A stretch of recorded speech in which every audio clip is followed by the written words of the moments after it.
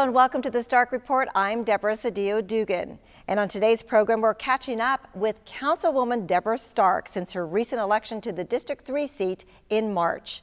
Later on in the program, Phoenix Community and Economic Development Director Christine Mackay will join the Councilwoman in a discussion of the city's efforts to revitalize vacant properties and retail spaces throughout District 3. Councilwoman, congratulations. It's so nice seeing you. Tell me about some of your priorities that you have in your district. Well, thanks, Deborah. I'm really happy to be here. Since my swearing in, I've just been hitting the ground running. And one thing I want residents and businesses to know in the district is that I'm approachable. I want to help you. I want to help solve problems. I want to help you with your issues. And so we're really trying to be very approachable and make sure people know we're available. We want to help you. To me, one of the most important things a council person does is work on constituent issues. And so I want to have that kind of reputation. I want people to know that I'm going to be here to serve you. My entire career has been in local government, and that's what I did for a living, and I just want to extend that as the councilwoman for District 3. So give me a good example. I mean, phone calls, emails, texts. I mean, your door is always open. Sometimes when I'm out in the field and I forget all the information of the city, I'll say, here's my phone number, just call me. And people do reach out, and I think it's great. And I've had such a great time getting to meet a lot of people. As a matter of fact, this past Monday, I went to a neighborhood brunch. They actually had a brunch to introduce me to the neighborhood. Oh, how nice. And it was such great fun. It really was. Got a chance to hear about their issues and how important it is to be there for them because they want to make sure things are happening in District 3. Well, that's very, very approachable, and I like that really grassroots, knocking on the doors and people coming to you directly. Now, those are some big priorities for you too, is being approachable. Right. What about some of the issues that are important to you and some of the residents, like these people that you just met with at the breakfast? Well, probably what I'm hearing a lot about is infrastructure.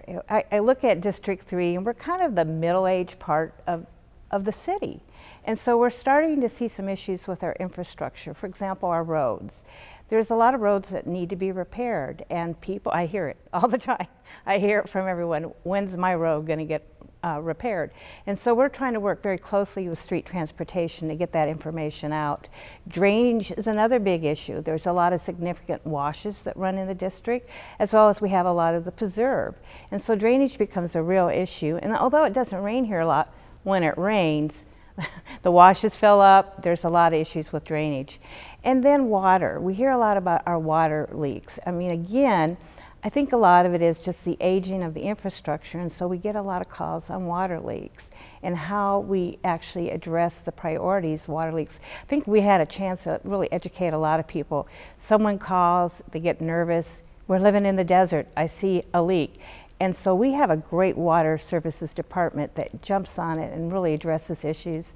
And I will tell you, I've gotten a lot of comments from residents how responsive the city is when they call with an issue. And I really do appreciate all the departments looking out, especially the infrastructure departments looking out for District 3. One of the other big issues for District 3 is public safety. There is a lot of concerns because of the preserves, and the good news is that this year's budget we're going to be hiring more park rangers, and I think I've heard nothing but positive. I think it's going to be a great benefit to District 3. And then our fire department, we're really lucky to have such a great fire department. And one of the things we're looking at is modernizing one of the stations at the very southern portion of the district. But which area would that be? That would be around 7th Avenue and Glendale, Station 20. Okay. So we're hoping to help modernize that. That's one of the older stations in the city, but it's a tried and true station. The neighborhood loves it. They love it being there, and so we're going to try to make sure we can expand it and keep it there. It's very much part of the community. Those fire stations aren't there. There's one too, like 7th Avenue and Hatcher. There's one that's like it's almost like a historic fire engine place right there too.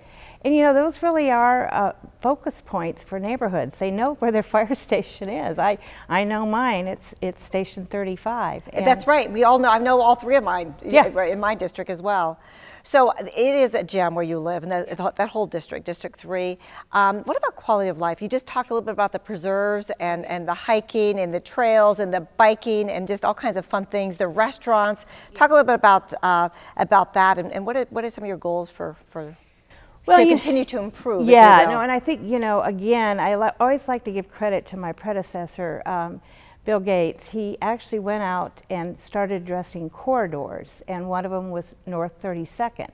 And that is really coming of age. There's a lot of exciting new restaurants. 32 Shea is there. And it really is starting to gel that neighborhood. As a matter of fact, they call it the Shaberhood. Oh, there you go. Oh my goodness, yeah. So I'm hoping to see that in other parts of the district, like 19th Avenue and Cave Creek in the Sunny Slope area. We are really trying to encourage keeping the businesses we have, but we want to see new businesses come as well. There is a lot of vacant commercial, and I guess, you know, my next guest will be talking about that, but it's very important. We are lucky to have North Mountain, Lookout Mountain, and Dreamy Draw. I mean, we just have a beautiful part of the city, and I think people really enjoy living in District 3 because it's so close to all the preserve and great parks. And to downtown, for all the amenities too. I mean, that's right. Yeah, that's right. So what's your favorite restaurant? Or do you want to not spill? Because there's so many of them, and there's a lot of adaptive reuse in that area. You know. Yeah. So I think you all know, for breakfast, I love scramble. I've always loved scramble. Okay. But recently, a new restaurant has opened in Sunny Slope called La Debra. Oh, I haven't tried that. It's fabulous. It's I was Mexican. at Timo. We just did another great right. one. Okay. And then again, in the 32nd Street and Shea area, we do have 32 Shea, and that's a wonderful little, it's a coffee place in the morning. In the evening, it turns into a full-blown restaurant. Transformed. Yeah. Oh, very nice. It's a wonderful place. Very nice. Wonderful place. Well, what is there not to love about District 3? You have so much to offer. You really, really do. So you have a big job ahead of you, and I want to remind our viewers, too, that the Councilwoman was the Planning and Development Director prior to, so you bring a lot of, and before that, you were also at the county, too. Right. Do you want to talk a little bit about your experience about that real quick, just to cap on that? Yeah, and I mean, to me, that's why I'm interested in being a councilwoman, because I've always served the public as a planner. And so to me, this is just an extension of that. Getting to really dive into more issues other than just land use development. There's so much more to a city.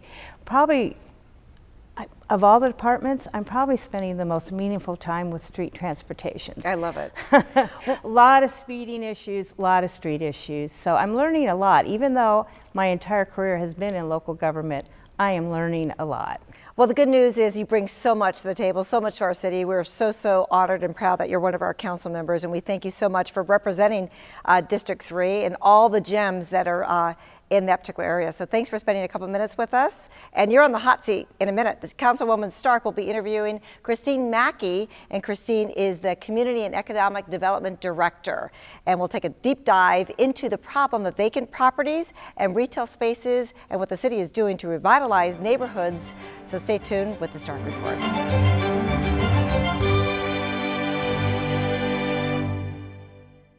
Hi, I'm Phoenix Mayor Greg Stanton, here with AmeriCorps Vista members working on Cities of Service initiatives in Phoenix. Every day across the country, National Service members like these are creating solutions to some of our nation's most pressing challenges. We support citizen volunteers to strengthen their neighborhoods. We connect vulnerable neighborhoods to opportunities. We help community gardens grow. And we show how volunteers can change the world. AmeriCorps and Senior Corps members prove every day that National Service works for Phoenix. It's why I'm proud to be a mayor for service.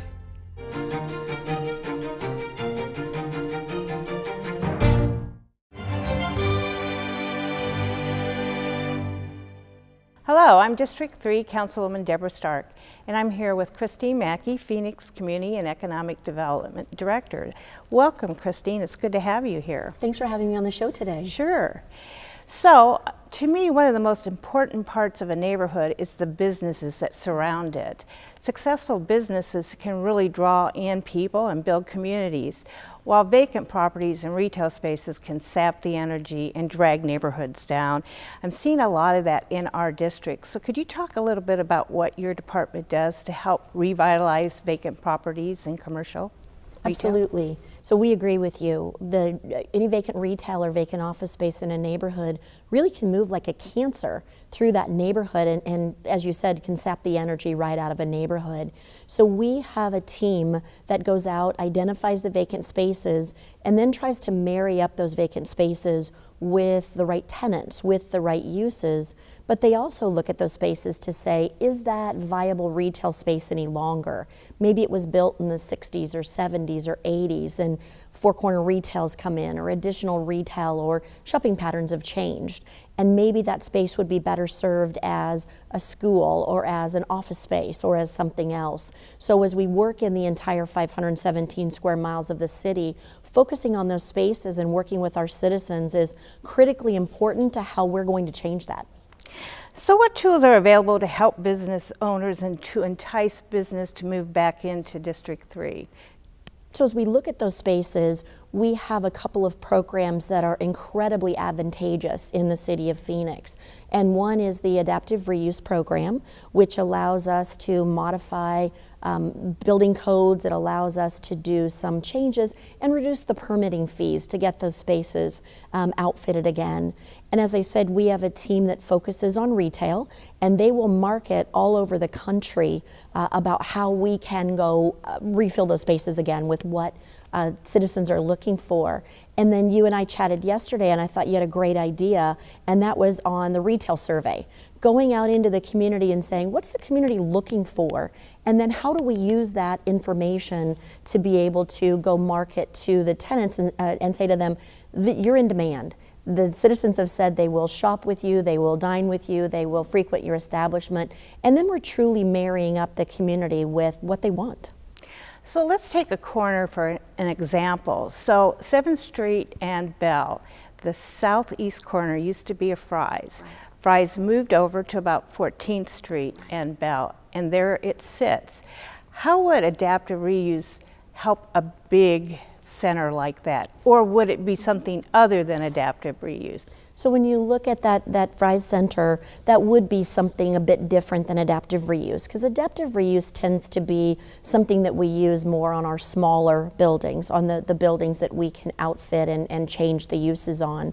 When you look at 7th Street and Bell, that's actually still a very viable retail corner, and we are working closely with that ownership on how they can freshen the center a bit, fix the parking lot, change the signage, make the center look just a little bit fresher, but they are getting significant interest from retail tenants to go back in that space.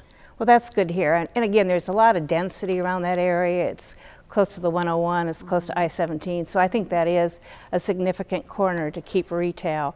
So another big issue with retail is malls. Let's talk about malls, in particular Paradise Valley Mall. I go there a lot. I love the mall, and as I walk around, quite a few shops are closing. So how do we work with the developer to revitalize the mall, or is there a different way of looking at that mall? So Paradise Valley Mall is actually very near and dear to my heart. It's where my horses were boarded until the mall was built. And so it is my first experience with a mall back when I was a kid. And so when you look at Paradise Valley Mall, the demographics around that mall are still incredible. They are exactly what retailers are looking for, but as the freeway has been built and new malls have come into play, they've gone to be close to the new freeways, the 101 and the 10 and the 60 and other locations. So they've gone a little bit away from that kind of moving with the neighborhoods and being in those neighborhoods. We are working closely with Macerich, who is the owner of that mall, and they really do feel that that is still a strong contender in their portfolio. They feel like that mall is a place that does have the ability to come back into its grandeur, but it isn't going to be that traditional four anchor center and you walk around the inside of the mall. As we know, citizens are more favoring the outdoor opportunities with a little bit of indoor married to it. You know, Kierland is incredibly successful, Santan's incredibly successful, Estrella's plan is to be out of doors. So how do you marry those two, bringing in high density residential and ground floor restaurants and sit-down restaurants, and because I can tell you the restaurants at PV Mall are doing incredibly well as people are coming in there. So we're working closely with Macerich, and I think you'll see them start to really make a lot of changes in the coming 24 months to that mall. And around the mall, there's a lot of commercial as well, strip commercial, and it seems to be performing well. There are a few big boxes that have been vacated, and hopefully they're looking at opportunities in those centers as well. Absolutely. So the big boxes are probably, as an economic development team, what we struggle with the most. In the 80s and 90s, we built and built and built, because if a little bit of retail was good, more was better. And as big boxes, as e-commerce becomes more and more popular, the big boxes are resetting their footprint. So where they needed 40,000 square feet before, they may need 26,000 square feet today. And so what we're trying to do is work with the landlords and encourage them to reset the footprint as opposed to jettisoning the tenant. Then when you look at those big boxes and the ones that are still vibrant retailers, we do attend the International Council of Shopping Centers and work closely with those center owners to say, what are those missed opportunities that could be first to market? Maybe we don't need 6 more electronic stores, but we need this great new women's clothing store that's out there, this great new home decor store that's in Utah, but it's not in Arizona. And how do we really showcase that market, particularly with those great demographics around PV Mall, to say why you should be there? So for me, I still like to go out and shop. I mean, I like to look at the merchandise. I like to look at the product. But I know more and more people are turning to online shopping. How do we deal with that? Because we really do rely on retail. It's a strong part of our general revenue base. So how are we addressing that? That is an incredible challenge for cities around the country, not just for Phoenix, because you are dead spot on. A great portion of our revenue base comes from retail sales tax. That's our whole Shop Phoenix. Why we encourage our citizens to shop local is because of that. When you're looking at the e-commerce and when you're looking at those opportunities, like you, I still like to touch and feel the merchandise. So even if I am going to order it online, I pick it up in the store. So then I pay my retail sales tax within that store. But it is looking at how we can encourage people and bring in new retailers. So, you know, retailers are reinventing themselves right now and reinventing their bricks and mortar. And it's how we as a city can work with them to make it still palatable for them to be able to come in through our planning codes, our zoning codes, through our financial opportunities of redeveloping those areas and making them shiny and spiffy and new again, so people do want to attend, but helping those retailers really to reinvent themselves. And I think nationally, retailers are taking a big look at how that happens. So let's just change the conversation a little bit to talk about corridors. My predecessor, Councilman Gates, did a wonderful job along North 32nd, and I hope to continue that good work. But there's other corridors in the district, like 19th Avenue or Cave Creek. How does a group go about forming a coalition to improve their corridors, much like they did along North 32nd? The best thing for them to do, because it works real with us with planning and economic development, is to really take those leaders from the community and set up programs where we can go out and talk to them and really understand what they're looking for and then provide them some guidance. So I think the best way for them to work is to come through your council office, set up time with the planning director and me. We can go out to their neighborhood meetings, their coalition meetings, hear what they're interested in, and then help bring the business community together to coalesce around the neighborhood community to bring them in part and partner. When you look at that 19th Avenue, that North 19th Avenue business corridor, I think they struggle because you've got the businesses without the neighbors, and then you have the neighbors without the businesses, and then working together works well. Well, I appreciate, this was really informative for me, and I know there's one thing I have to remind everybody, and that's Shop Phoenix. Yes. Thank you so much, Christine. I really appreciate you being here. Great conversation. Thank you for the opportunity. Thank you. I'm Councilwoman Deborah Stark, working for you. You can reach District 3 by calling 602-262-7441 or emailing council.district.3@phoenix.gov or by connecting with the social media accounts shown on the screen. Thanks for your support, and we'll see you next time.